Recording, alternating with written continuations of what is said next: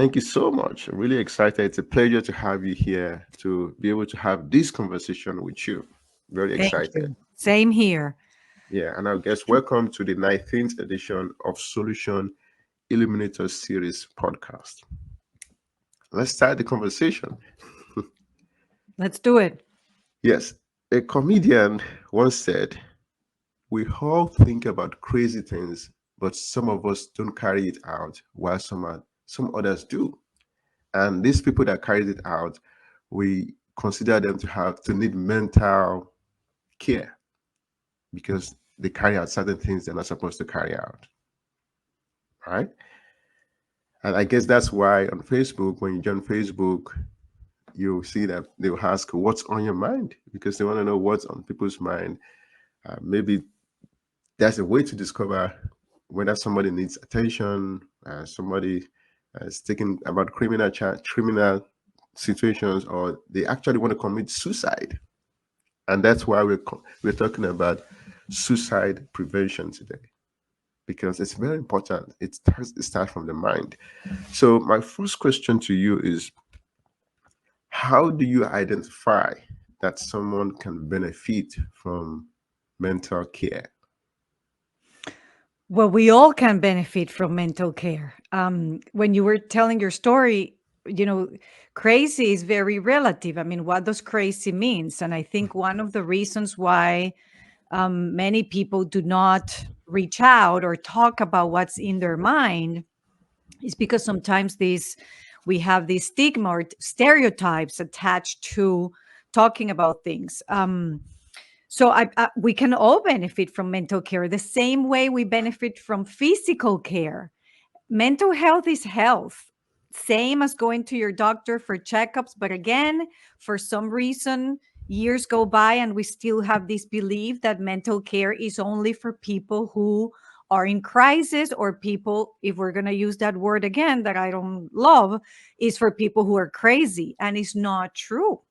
Um, mental health care can mean to obtain tools to live a better life. It could help to identify your potential, to deal with the daily stresses of life, to find out different ways of doing things in your life, or sometimes even to have a space, a safe space with somebody trained to speak about what's in your mind, which it can be so healing for many, because usually don't have that space, especially now where we live in a society where we're rushing and we're busy and we barely have time to listen to each other. And when we think we're listening to each other, we might not. We're just giving each other's advice and trying to bring solutions to each other's lives.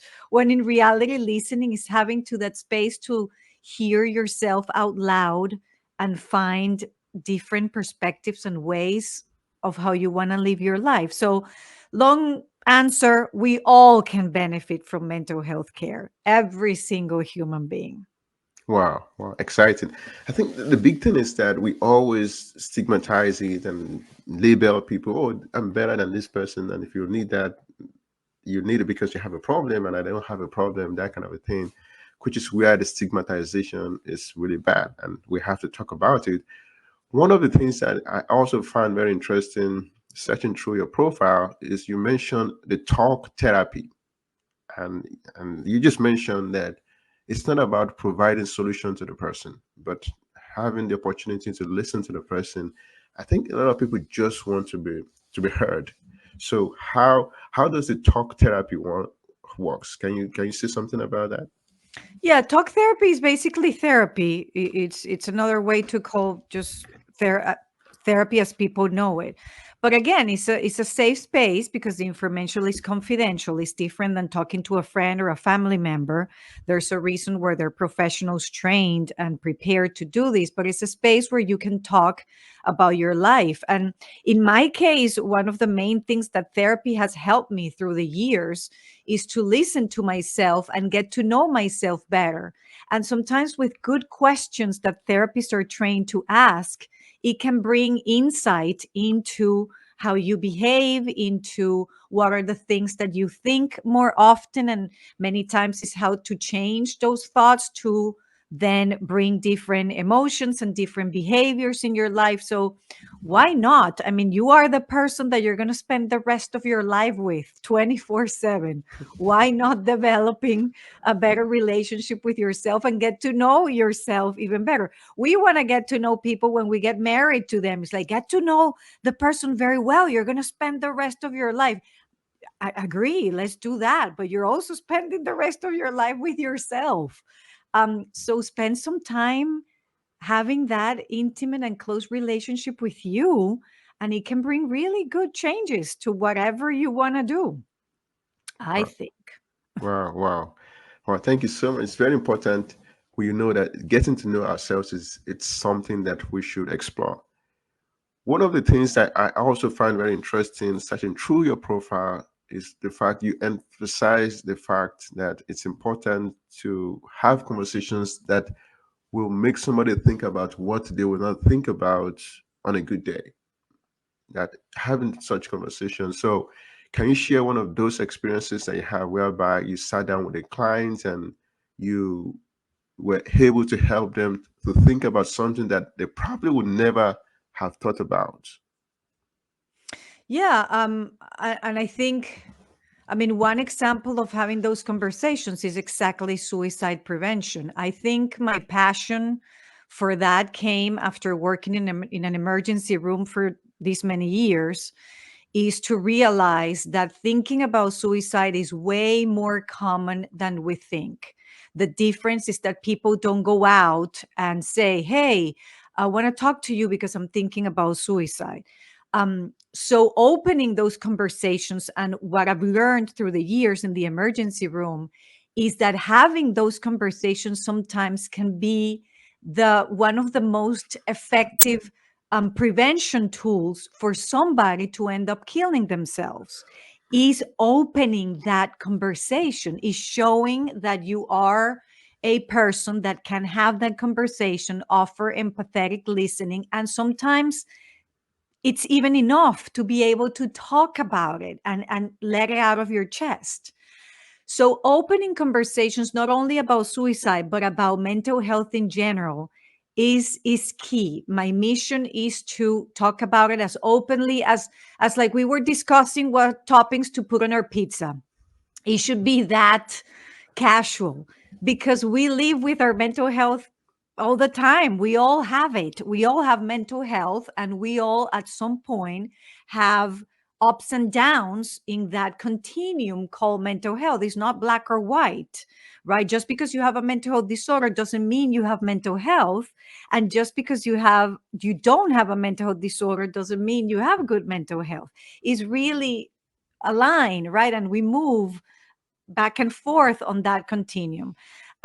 So it's conversations that are important, and more now than ever. We do know that after COVID, numbers have rise in terms of people needing mental health care, people thinking about suicide, people attempting suicide, people struggling with their emotions. So why are we not talking more about something that is way more common than, and I'm going to say it, way more common than active shooters, hurricanes, all these things that we drill for, that we prepare for, and are not as common as what's really affecting most people, which is mental health issues. Wow, interesting. It's very interesting that you mentioned active shooter situation. And one of the interesting thing that I have observed is that there's a couple of situations whereby people have linked mental health to the active shooter situation. And so this person was able to do this because they needed mental health help at some point, and they didn't get the mental help that they needed. Well, Which in will some, go ahead, sorry. no, go ahead. Yeah, go ahead. Go ahead. You want to say something? No, I think in some cases that might be accurate. In other cases, it is not. In mental health, I mean, let's start by the very important point that one of the stigma that we have, or one belief that we have that is not based on evidence, is that mental health disorders bring violence. And that is not accurate. In fact, people with mental health disorders are usually more often the victims of violence than the violent themselves. But sometimes, we human beings, we need an answer. It's easier when we have an explanation for things, and then it's easy to say this person did it because this person was struggling with a mental health disorder, and that's when they ended up doing what. Well, there's so many variables to it that we cannot just hang on that. And in many cases, it has nothing to do with a mental health disorder. Rage, having a lot of anger or revenge or those kind of things have to do with your emotional health. Yes, but it's not a mental health disorder on itself necessarily. So again, yes and no. Many cases could be related to that, and many are not. Yes, yes.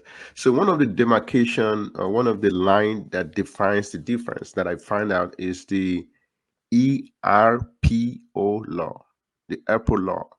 Mhm. That is the Extreme Risk Protection Order law. What does that mean, and how does that affect your practice as a counselor? I love that you're asking me that. You're the first one that have ever asked me that, and I appreciate it because it's a very important law, but it's kind of new and people don't know much about it. But basically, it's like a protective order or a restriction order for somebody who has weapons, firearms in their house. So, if you, for example, you hear somebody threaten with homicide or killing somebody else or threaten with suicide, and you know that they have firearms in their house, you are able to call authorities and inform them, and they're able to remove those firearms from the home for a certain period of time. There's different levels. It can be for a few days up to a year. A judge will determine that the length of time.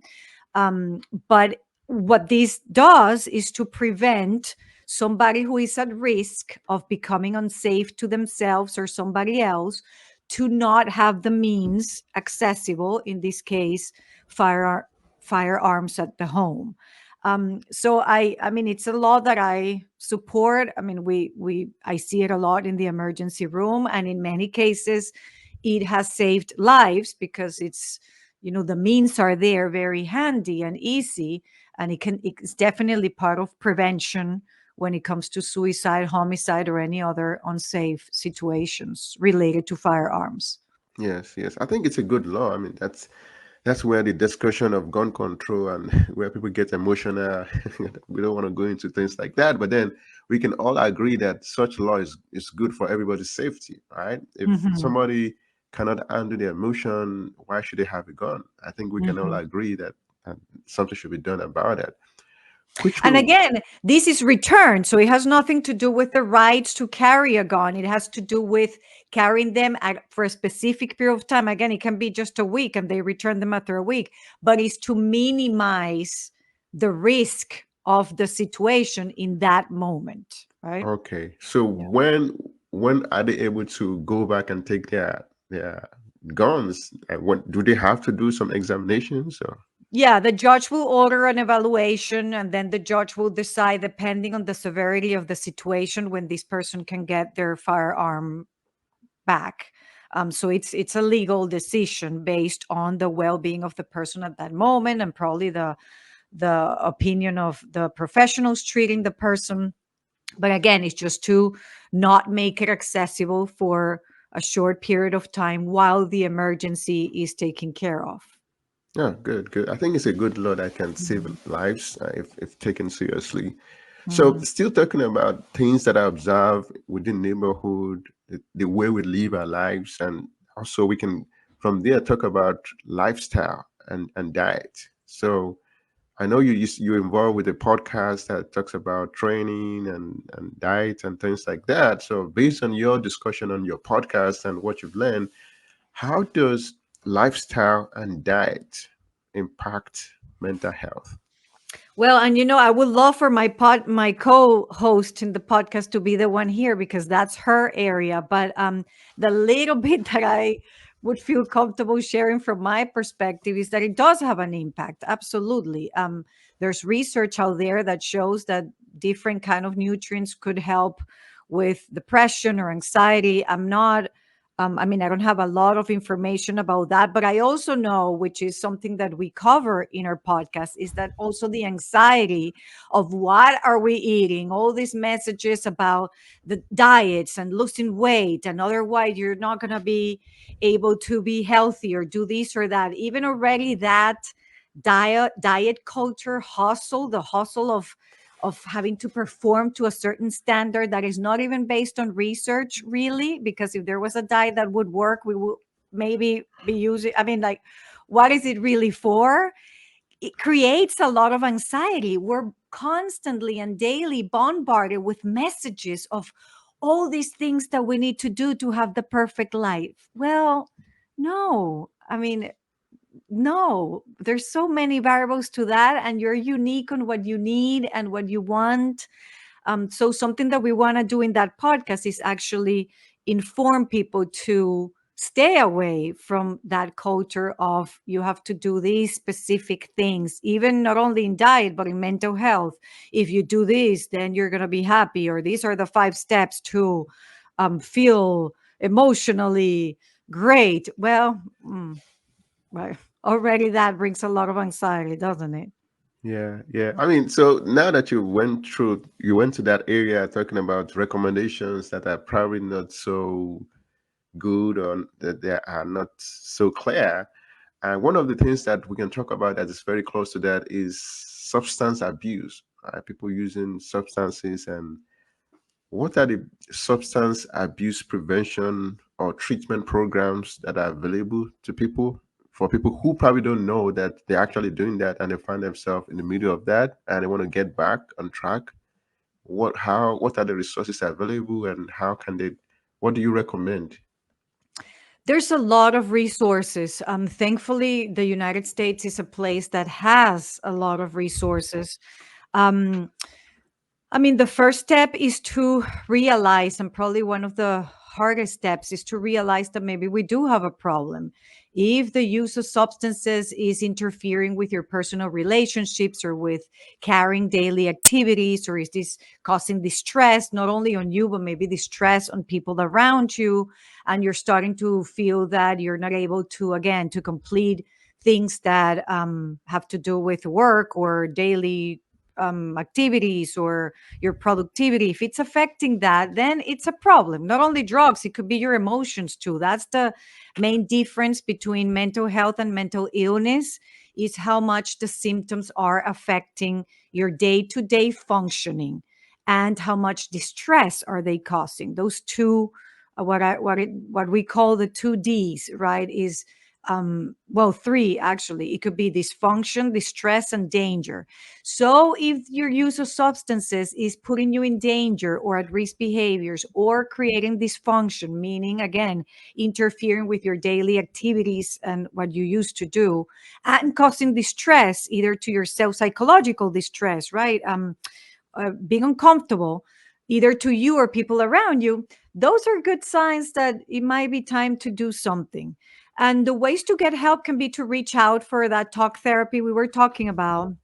There's plenty of substance use outpatient and inpatient resources all over the United States.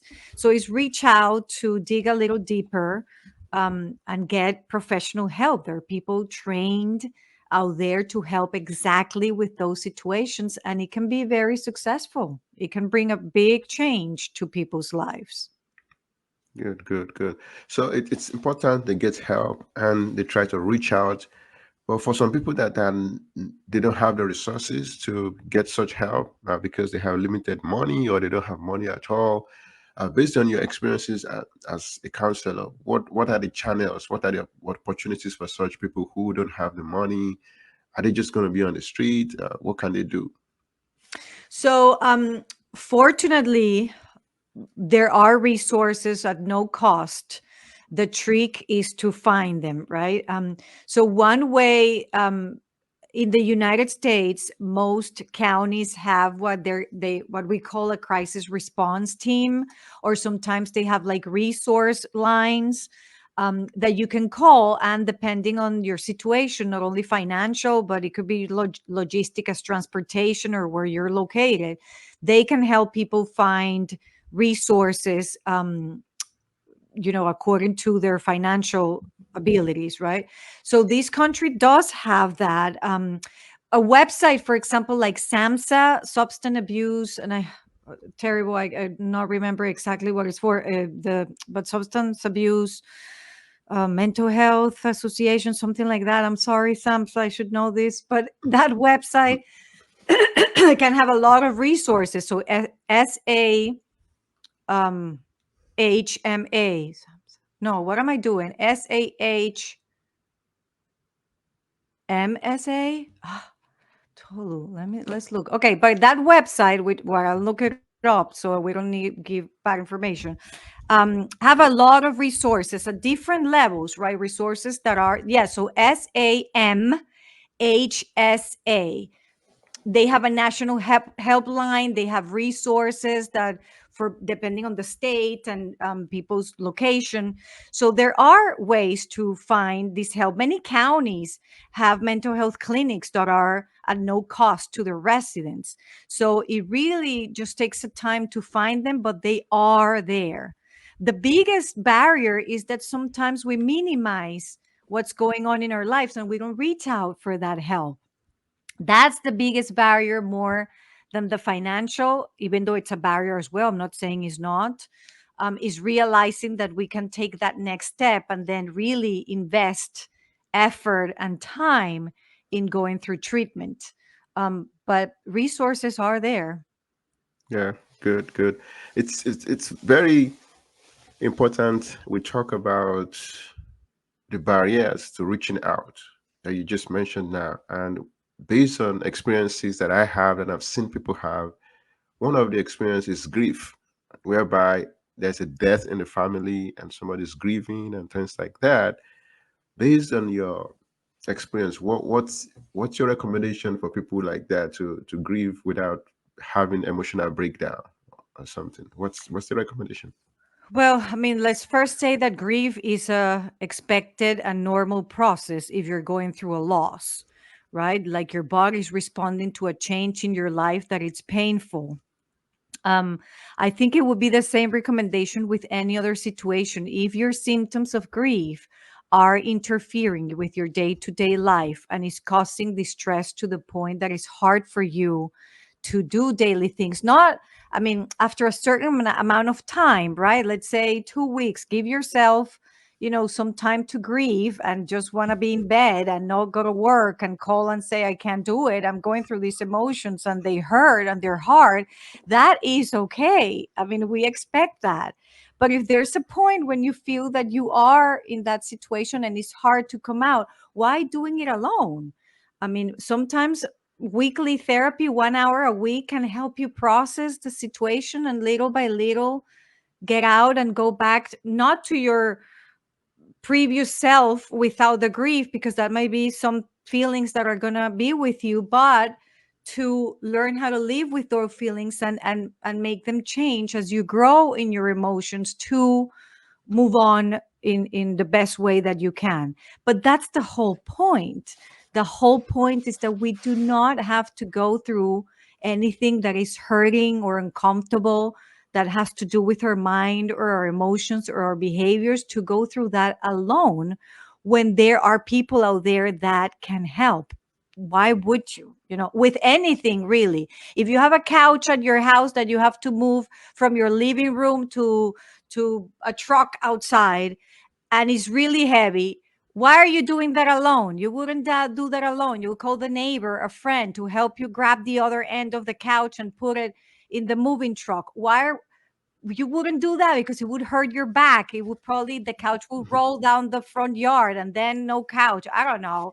You will find yourself in front of the truck pushing, and then hurting yourself. Kind of similar. Don't find that other person to help you carry your emotional couch. Or if it maybe it's not a couch, maybe that day it's just a little chair. But that's okay. It has nothing to do with your ability to go through things. It has to do with using your resources, which is people around you who can help. Yeah, yeah. I mean, it's very funny that you gave that example. We live in a world where people think that physical abuse is more dangerous than emotional abuse. Whereby if something is physical, carrying something, right? You just give example of carrying something, you need help. But then if it's emotional within you, you tend to feel you don't need help, right? Right. And that's the reason why you mentioned weekly therapy, right? You're saying somebody should talk to, you're recommending if somebody's in that situation, they can talk to a therapist weekly. Another person can say, well, I can deal with it by myself. I can pray at home. I can read my Bible. I can do the spiritual things or go exercise and things like that. So for people who are still skeptical about therapy, how can you encourage them to be more open-minded to therapy? Well, when you were saying that, it came to mind something that I always say. If you have a broken leg or you were bleeding profusely because, let's say, carrying that couch, you fell down and, you cut your skin and you're bleeding, the first thing you do is call a doctor. And in many times, if the bleeding is profusely and you see the bone, broken, it's you run to an ER, right? You Yes. run to the emergency room. There is such a thing as emotional bleeding. And that's why there are emergency rooms like the one I work at that has mental health professionals. Emotional bleeding means somebody who's thinking about suicide, somebody who doesn't feel safe, somebody who is having a panic attack for the first time and they don't know what's going on, is somebody who goes through a drug overdose. Those are emotional or psychological bleeding. So the same way we take care of our physical health and we run to their urgent clinics and minute clinics and forget about bleeding. We have a cold and we're coughing and we go to these urgent clinics to get maybe some medication or get at least the reassurance that we're not dying from a cold. Same with mental health. I hope now here where I am, actually, they open an urgent clinic and it's one step closer to this ideal world I have in my mind, which is that we could have urgent walk-in clinics for mental health. Is that place where you go when you're feeling that you're bleeding a little bit, that the bone is a little not looking well, or that you're in a lot of pain? Then you go and get that reassurance as, yes, this is what happening, this is how we can help, or here's some medication to make you feel better for the next days until you see your regular provider. Mental health is health. Period. Hmm. So it's you just mentioned something that that is very interesting just now, talking about cold, right? If you're cold, you go and see a doctor. But I want to say that that could also, the difference in culture can also impact that. Oh I give you yeah. an example. Coming from Nigeria, which is the country I come from, when you are cold, you still go to work. You cannot just call your boss and say, oh, I have cold, I'm under the weather. But when I came to America, I see that you can actually do that. You can say, oh, I'm cold, I'm under the weather. I'm like, you can do that. So part of it is cultural differences. So Yeah. I'm going to give you a second to comment on that. And also the fact that you speak two languages, you're bilingual. How has that cultural difference and also exposure to a different language helped and impact your career? Okay, so I have two answers for you. One, let me go back to the cultural differences. Absolutely. I'm from a Hispanic culture, and in the Hispanic culture, usually going to a mental health professional is a no no, right? Again, you talk to your pastor or you deal with it alone, or if somebody's showing symptoms of a mental health is something that they can deal on their own, or maybe it's the cause or the product of something else, not the health of your mind, right? And so it's hard. I've seen it more and more, thankfully, Hispanic people reaching out for mental health. um, but that's happening mostly now, and I think people in this country, I don't know in other countries how more open we are now compared to before. And in terms of the two languages, I feel blessed and grateful. In fact, where I am, which is in Annapolis, there's only three of us where I live that are licensed and speak Spanish. So, and that doesn't mean that the need is not there. Humans are humans. It doesn't matter what they speak. We all are in need of some mental health support at some point. So it's been a blessing to be able to help people who first language is Spanish, especially also when they come to the emergency room, to be able to do these evaluations without an interpreter. My hat off for interpreters. Thank goodness we have them.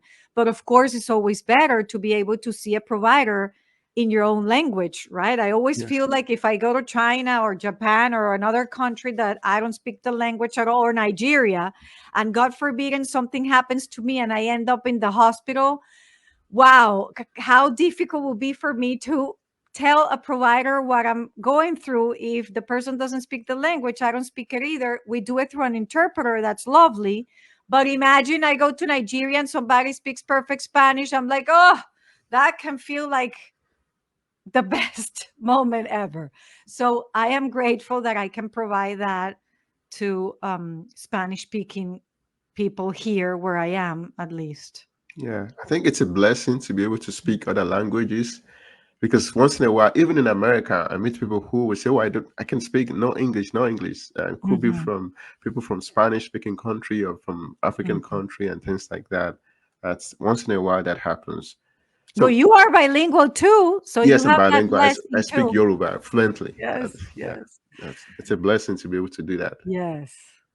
So you now that we're talking about some problems and going through your profile, I discovered you have this new program you called Emotional Fitness Studio. All right. Yes. That's one of the solutions that you're providing. Can you tell us about that and how people can be part of that? Yes, I am so excited about that, Tolu, and I just can't hide it. It's an initiative that I am in love with already. So the idea is throughout 2024, there will be 24 in-person workshops where I am in the Annapolis area. I gather 17 speakers that I trust, all in the wellness field. And about once, twice, or sometimes 3 times a month, we're going to provide these workshops at only $10 per event. So there's many goals behind this. One is to, first of all, to share tools and strategies with people at at an affordable price, right? Which is only $10. Two, for people in my community to be exposed to different providers in the community, right? And know that they're there, establish a relationship, or at least get to know them and some connection that day. And then each topic is different. Talking about grief, we're going to have a workshop on grief. We're going to have a workshop on alternative ways to emotional well-being with a doctor in Chinese medicine and acupuncture. We're going to have two Zumba classes because movement is proven to help with your emotional well-being, right? We start up with a yoga class. It's our first one now in January. So different topics that people can come and get tools from, meet providers in a safe, comfortable, and beautiful space that I found. So I'm really excited. I'm hoping people register and take advantage of it, and for this to start in 2024, but then we'll do 25 workshops in 2025, 26 in 2026. So hopefully that's what we'll do, with again the goal to, like I say in the marketing materials, to show that mental health doesn't have to be a tough nut to crack, that it can be accessible, affordable, and pleasant to learn skills that can help you live the life that you want to live. Good, good, excellent, excellent.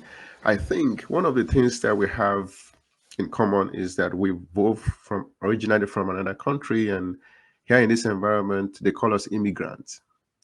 And when I'm going through your services, I see that you have a service called Immigration Psychological Evaluation. What is that, and why is that important for somebody who's trying to immigrate? So, in some processes, legal processes with immigration, sometimes it is a good support for the case to have a mental health evaluation. So what that means is, for example, people going through asylum processes to get asylum, or people who were victims of some kind of violence or abuse while in the United States.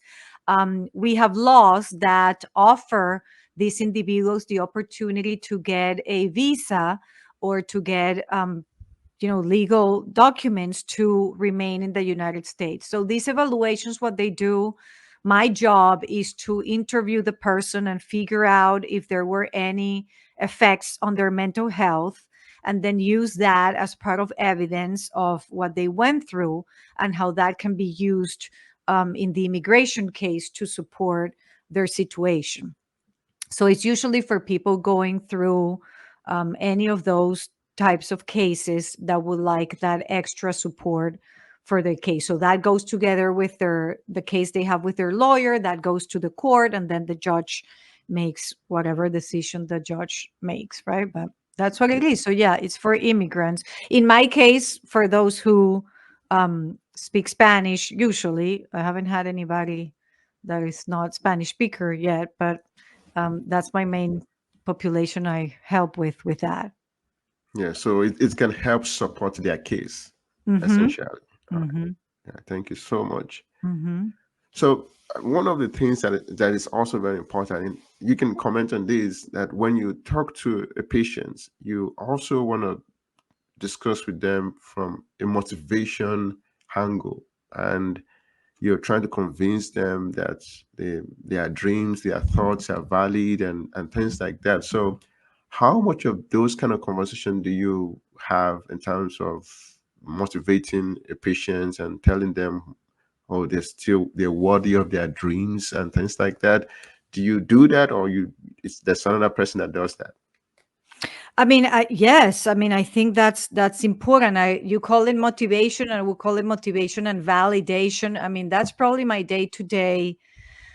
One of my day to day tools is to let people know that what they're going through is okay. That bring hope. I think the main thing that we need as society is hope. So I would add motivation, validation, and hope that what we're going through has um, solution, that there's a light at the end of the tunnel, that hope is always available, that I mean, I really believe that every single human being, it's a fact, we're all so worth it, of feeling better, of doing better. Sometimes it's just not finding the right resources, or not having that motivation, or thinking that there's nothing else they can do. And I really think that there's nothing worse, probably. Well, I don't know if nothing worse, but something really, really important to prevent is hopelessness. That can take us to so many places that we don't want to be. So hopelessness and helplessness are two things that I try to support the best I can. Maybe because of my work at the emergency room, I see a lot of that. And you see a lot of that with people who attempt suicide. There's a lot of hopelessness and helplessness. And sometimes, I mean, it's an idea. It's something that they believe at the moment, not necessarily based on evidence, because there are, eh, again, resources to help with situations like this. But sometimes we feel there's not. We feel we're alone, we're not worth it, we're at the end of things. But again, feeling better is absolutely possible. So, do I use it on a daily basis? I use it with myself. Are you kidding me? Let's talk about clients. I have to use it with myself. If you don't keep yourself motivated the best you can, validating and giving yourself grace when you go through hard times, and say, you know what, today I feel like I can't do anything, instead of thinking, come on, Maria, you're not going to be productive today, you have to work on your stuff, you're going to waste your day. No, you give yourself grace, and then give yourself hope. Try to reach out again, to not carry that couch alone, but say, there's the hope that somebody might help me with that couch, and the hope that the couch will make it to the moving truck, and then maybe make it to whatever. But if the couch doesn't make it, okay, right? You give yourself grace, and you keep finding ways to support yourself. So yeah, the long answer, the short answer is yes. I try Yes. to use it as Yes. much as possible. So it's important we talk about validation. You just mentioned that. I think that's also part of the game. When someone is in a supportive environment where there's care, there's love, and they tend to not find themselves in these kind of situations, and which I really want to learn a little bit about Venezuela culture. That's where you come from. So what's the culture there? Is it normal to receive validation from friends and family growing up, or was it different? How do you compare it to now? That's a great question. I love that question. So I don't know about other countries. So obviously, I can only talk about me and my growing up in a Latin Venezuelan family. Everyone is in everybody's business, right? Like there's no privacy there. It's if you're going through something, the whole family knows about it and has an opinion about it. So I don't know how much about validation because we just, but I'll tell you this, it bothered me when, it bothered me kind of when I lived in Venezuela, but then when I moved to the United States and I realized how lonely I was and how my family really represented a village for me, that's when it hit me that, oh my goodness, having these social connections and being with people that care about me, want the best for me, are rooting for me is a game changer. And that's when I realized, because I've been here for 22 years with no family here. They come visit every now and then, but it was probably the hardest thing for me to come into another country has been that the being away from my birth family and not having that support here in person with me. um that's when you realize, and it's supported by research, it's not just my experience, social connections, good ones, healthy ones, positive ones, is such an important thing to have to promote your emotional well-being. And it doesn't have to be family. In my case, I had to create my own family here, right? Because they're not here, so I had to find friends, co-workers, people that you choose, that you pick and choose because they are good for you, right? So you create your own village. And I learned that here in the US, when people say, oh, it takes a village, it takes a village. Oh, heck, it takes a village. That is absolutely true. So you have to find your village, because if you don't have a village, or you are surrounded with people that constantly bring you down or make you feel like crap, or don't feel, every time you say you want to do something, they bring your those dreams down and they burst a bubble for you, and is absolutely gonna have an effect on your emotional well-being, 100% sure. So ditch those people gradually or not, set your boundaries, and find your true village, the real one. And that, for me, I mean, I still miss my family, don't get me wrong, but um I opted for developing that village. And thank goodness, if there's any friend of mine listening to this, I want to say I love you forever, and you're so important in my life, because that is key. Yes, yes, that's key. Engaging in such conversation and picking your people, your village, people that are there to support you, not people that will bring you down. It's very important. And part of getting to such conversation is being vulnerable to the person. You have to say things that you probably will not say to someone on the street. So being based on your experience talking to anyone, your friends, family, and maybe clients, that's even more important, because your clients probably don't have to say anything, but then for you to help them, they probably have to say certain things that they don't really want to say. So what's the process with them doing that? You really have to force it out, or does it come naturally? And how does that affect their growth from there? How do they become better from being vulnerable? Do you find that are people who are actually more vulnerable recover faster, or it has nothing to do with how much of vulnerability that is going on? Well, I think it helps. I mean, if somebody's willing to come to therapy, it's important to understand that it's a process. And like I said earlier, you have to invest your time and effort, like anything else, right? If you want to bring changes in your life, you are going to experience new things or being open to experience new things. Um, I mean, the for some people they are able to open up pretty soon. For others, it takes trust. That's why that connection with the therapist is very important.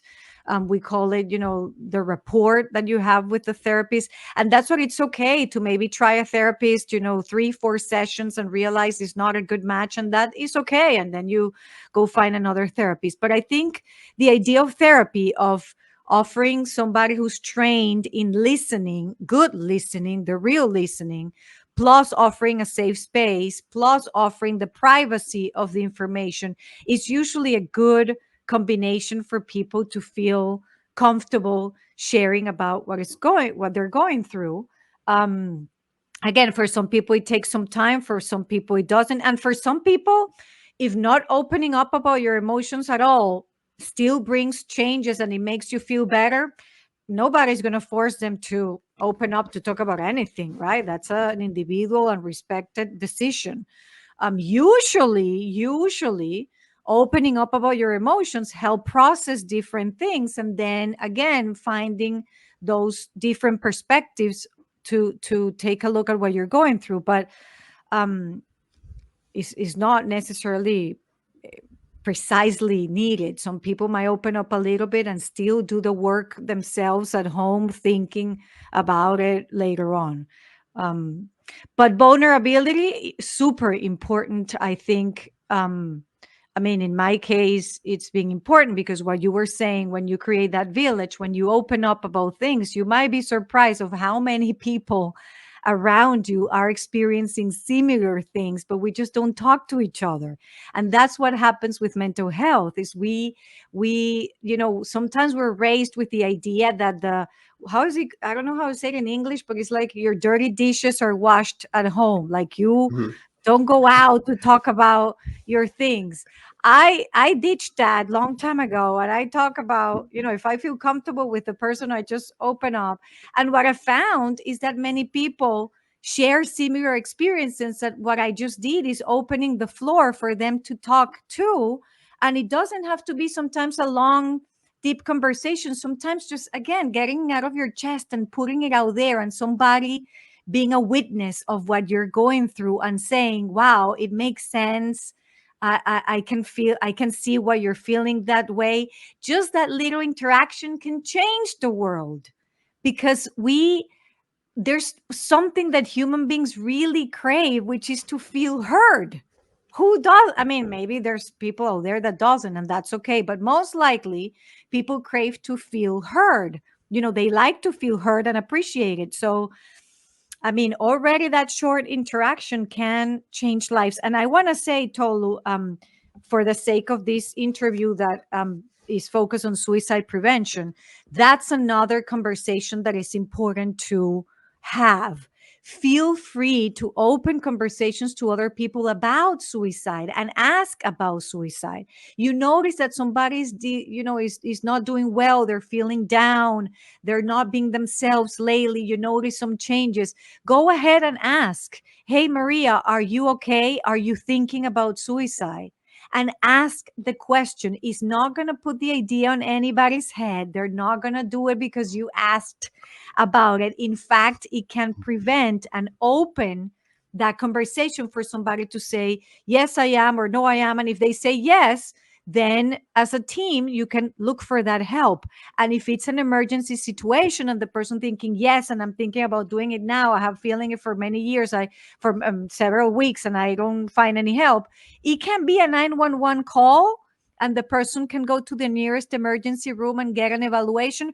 Or it could be a 988 call, which is now a 3-digit phone number, all available all over the United States for mental health related situations.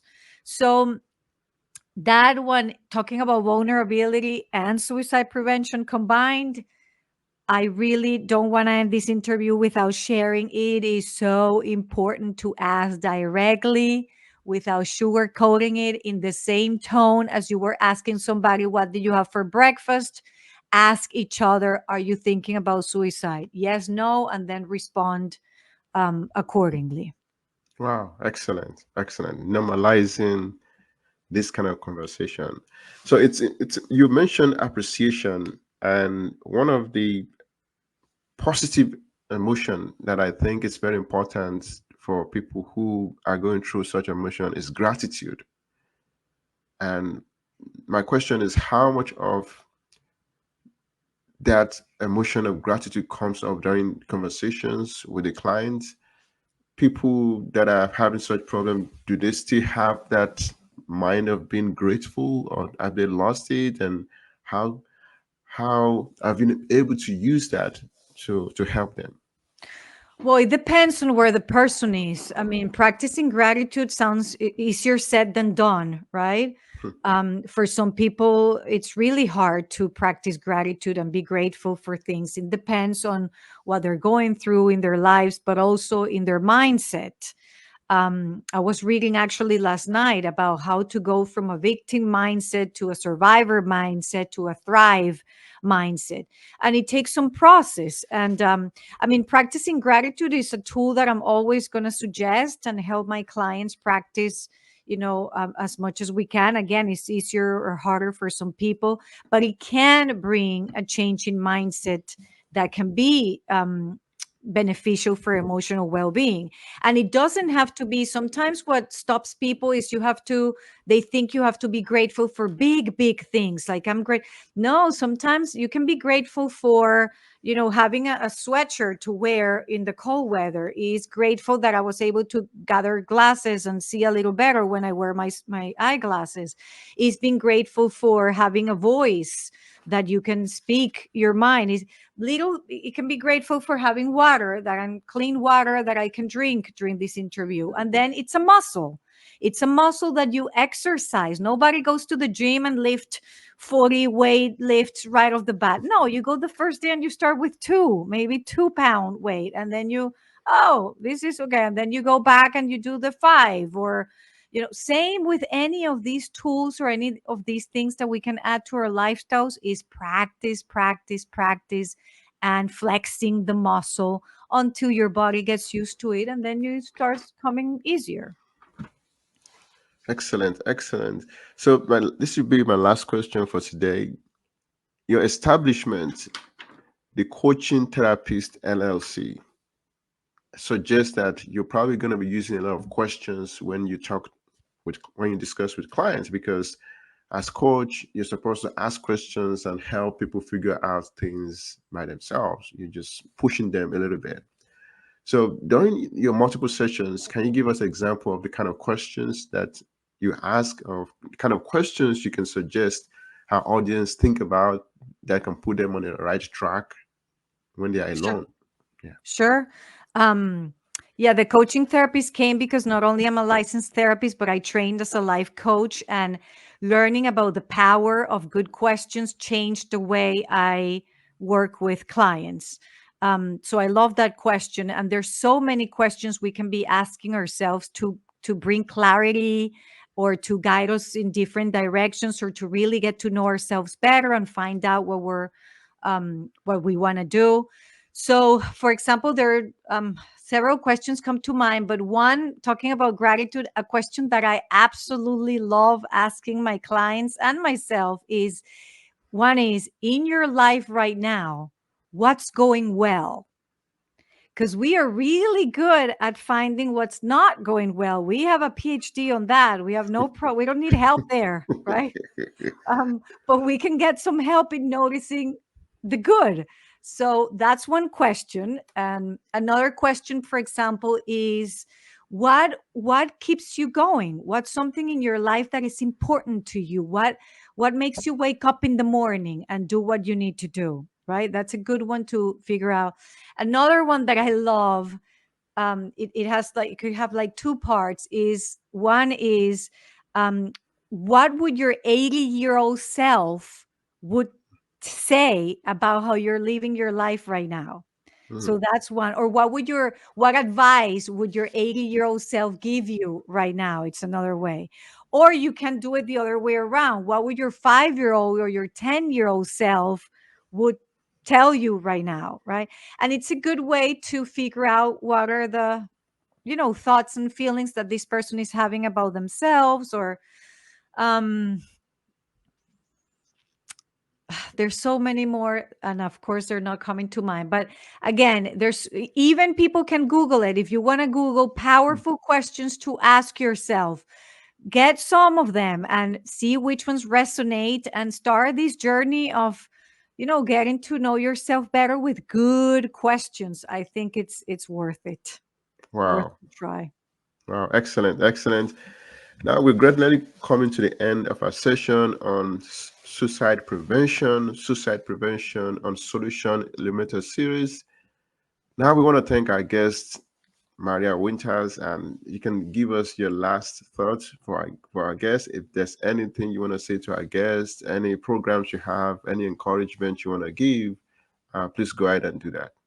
Thank you. Well, again, just let's open conversations about mental health. Let's ask each other more frequently, how are you really?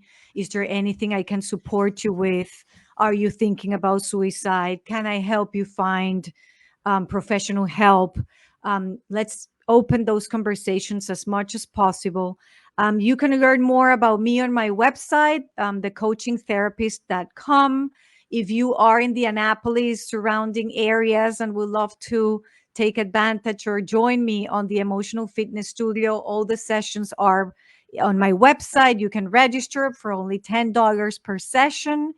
And the podcast Wellness Rebranded is another invitation if you want to connect and take a look of what we do there. And thank you, Tolu, for having me. It's been a Yes. pleasure talking to you. Hopefully we'll meet each other in person one day.